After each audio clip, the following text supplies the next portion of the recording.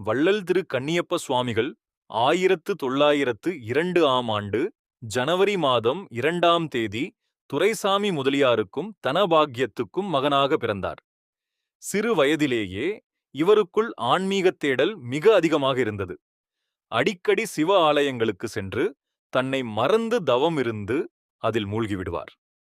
சென்னை திருவொற்றியூரில் அப்போது பரஞ்சோதி மகான் புகழ்பெற்ற மகானாக திகழ்ந்து கொண்டிருந்தார். அவரிடம் சென்று கண்ணியப்ப சுவாமிகள் சேர்ந்தார். அவருக்கு அடிப்படை பயிற்சிகள் அனைத்தையும் கொடுத்து குண்டலினி யோக கலையையும் பரஞ்சோதி மகான் கற்றுக் கொடுத்தார். பின்பு தீட்சையும் வழங்கினார். இதன் காரணமாக மிகச்சிறந்த சித்த புருஷராக திரு கண்ணியப்ப சுவாமிகள் மாறினார். சிவபெருமான் மீது நிறைய பாடல்களும் பாடினார். அப்பாடல்கள் இசைப்பாடல்களாக வெளிவந்துள்ளன. உணர்வின் ஒளியும் உன்னுள் உலகமும் என்ற மிக சிறப்பான புத்தகத்தையும் கண்ணியப்ப சுவாமிகள் அருளியுள்ளார். 223 பக்கங்கள் கொண்ட அப்புத்தகத்தின் முதல் 20 பக்கத்தை படித்தாலே போதும். குண்டலினி பயிற்சியை மிக மிக எளிதாக எப்படி கற்றுக்கொள்வது என்பதை தெரிந்து கொள்ள முடியும். சாதாரண மனிதர்களைப் போலவே கண்ணியப்ப சுவாமிகள் வாழ்க்கை நடத்தினார்.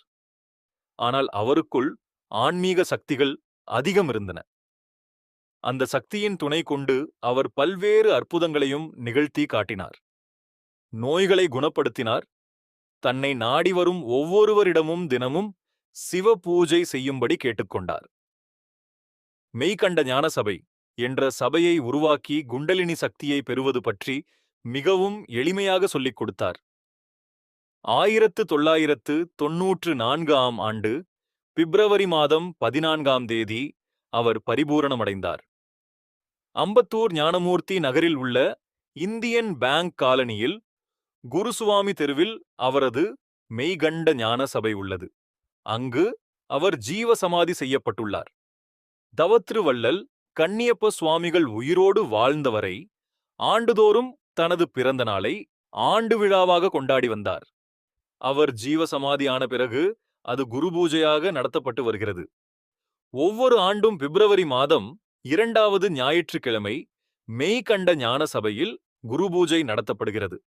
அன்று சிறப்பு பூஜைகளும் அன்னதானமும் ஏற்பாடு செய்யப்படும். அம்பத்தூரில் உள்ள மெய்கண்ட ஞான சபையில் தியானம் செய்வதற்கு வசதிகள் உள்ளன. குண்டலினி யோக பயிற்சியில் மேன்மை பெற விரும்புவோர்கள் அங்கு சென்று தியானித்தால் கண்ணியப்ப சுவாமிகளின் அருள் வழிகாட்டியாக கிடைக்கும்.